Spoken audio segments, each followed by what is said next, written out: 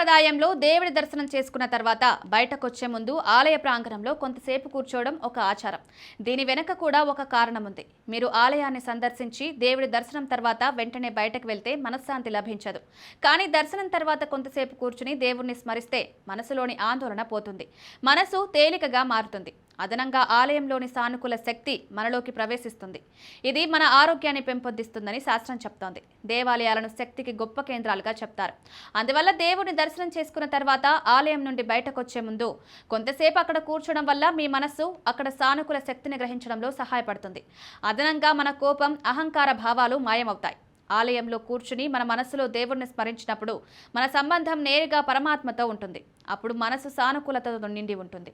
ఈ సందర్భంలో ఒత్తిడి, ఆందోళన ఒక క్షణం మాయమై మనకు మానసిక ప్రశాంతత లభిస్తుంది. అందుకే దర్శనం తర్వాత కొంత సమయం ఆలయంలో కూర్చోవాలి. దేవుని దర్శనం తర్వాత కొంత సమయం ఆలయంలో ఏకాంతంగా కూర్చోవాలి. ఈ సమయంలో మీరు దేవుణ్ణి మౌనంగా స్మరించడం మంచిది. ఈ సాంప్రదాయం వెనుక ఒక శాస్త్రీయ కారణం ఉంది.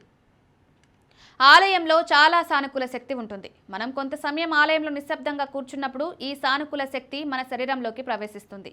ఇది మనకు శక్తినిస్తుంది.